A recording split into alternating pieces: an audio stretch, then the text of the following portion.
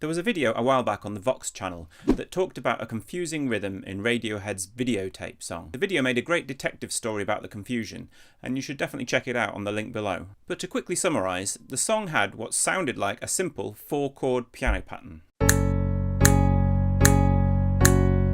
After some investigation, teacher Warren Lane worked out that the song is actually conceived with the piano chords falling on the syncopated 8th note before the beat.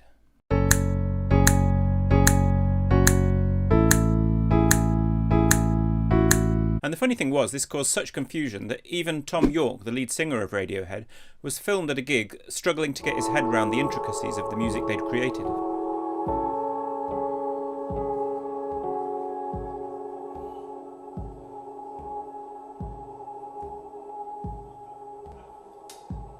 Temporary loss of information.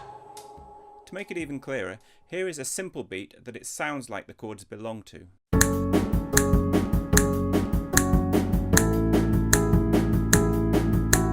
And here's a beat that's closer to that hidden beat as the band conceived it.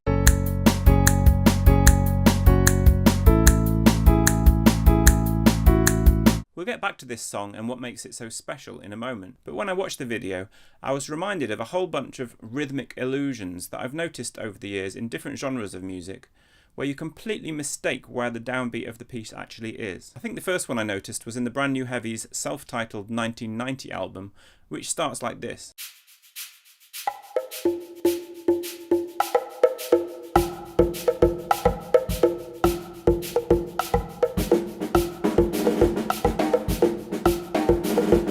Pretty clear where the downbeat is, right? But as soon as the bass arrives, you realise you've got things horribly wrong.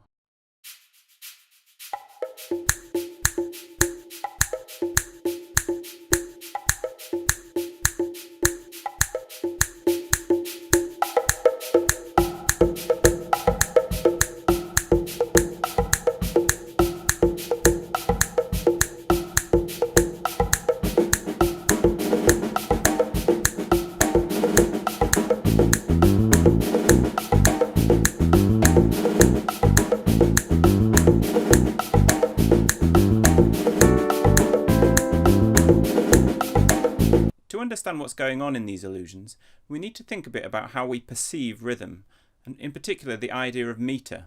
So a pulse is a short unit of time, just like a tick of a metronome. But a meter divides that pulse into stronger and weaker stresses. W.T. Fitch calls musical meters trees in time because of this subdividing structure which progresses from strong main beats to ever smaller and weaker beats. Most genres of music play a gentle but constant game with the listener's expectations, missing out a stronger beat here, emphasising a weaker beat there. But there are different degrees to which the game is played.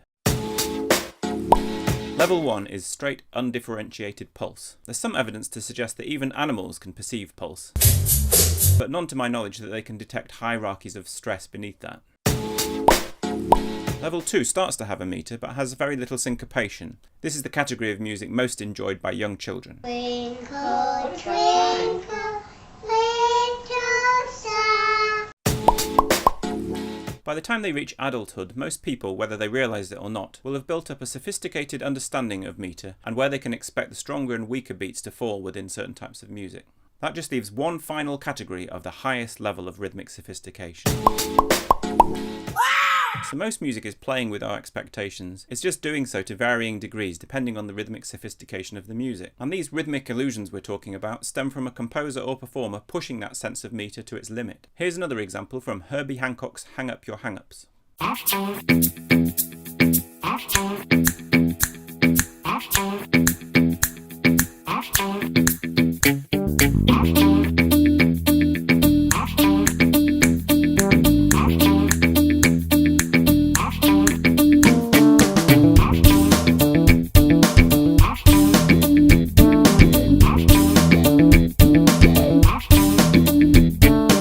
Both of these examples come from the jazz-funk tradition, and that isn't so surprising. Both jazz and funk have rhythmic ambiguity baked into their style, which probably reveals their debt to the complex polyrhythms of West African music. One pop music example, Bring on the Night by The Police, still shows the African influence, this time in Stuart Copeland's reggae-inspired drumming.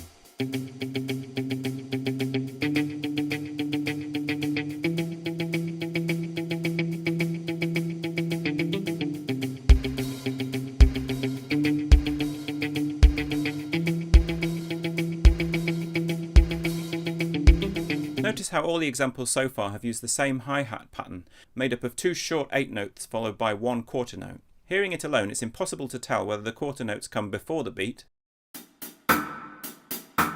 or on the beat. Throw in an off-putting accent and you're all set with your rhythmic illusion. What may surprise you is that this kind of trick actually goes a lot further back. Brahms, for example, isn't known as one of the funkiest of composers, but he is always shifting the beat in his music. Phrases that you think are at one point in the bar suddenly emerge somewhere else.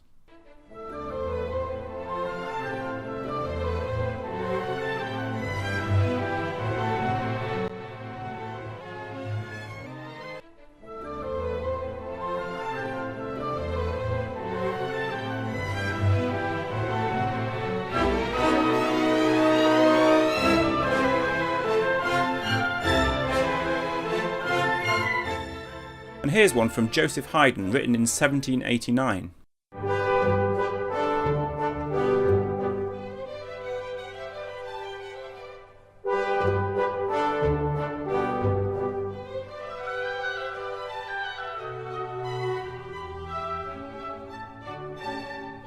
The Haydn is very much in the same mould as the pop and jazz examples.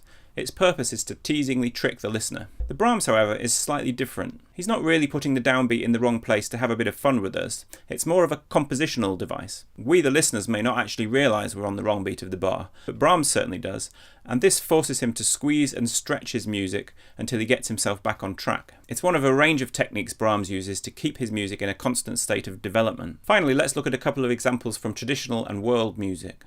The Scotch snap is a rhythm associated with the traditional Scottish dance, the strathspey. It reverses the normal pattern you find in music with a dotted rhythm. So instead of the usual long, short rhythm, you have the short accented note on the beat and the longer note second. However, if you mix the two together, as tends to happen in the strathspey, it can become a challenge to find the downbeat. Here's a tune that researcher Phil Tagg found illustrating this point.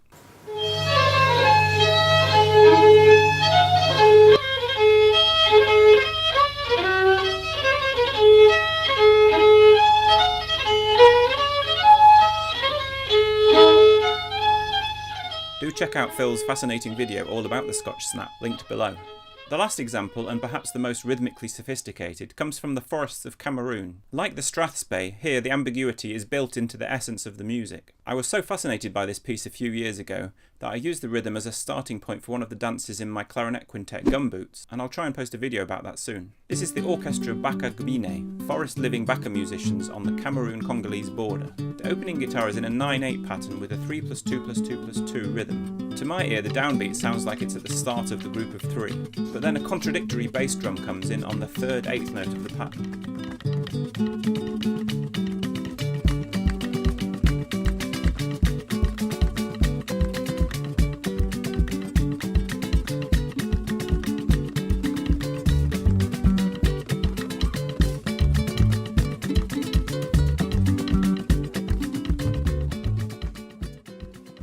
What's fascinating and what stands out in the Radiohead example is that in the recorded version of Videotape, there's no moment when the true downbeat is actually sounded. When the drum track briefly emerges later in the song, it just gives us a backbeat with nothing on the downbeat. There's a danger that some people might find this a bit of a dumb thing to do. It's like setting up a joke and withholding the punchline. And I have to confess, I do enjoy the video of the so-called Bonnaroo version of the song, where the real beat is heard with slightly more emphasis.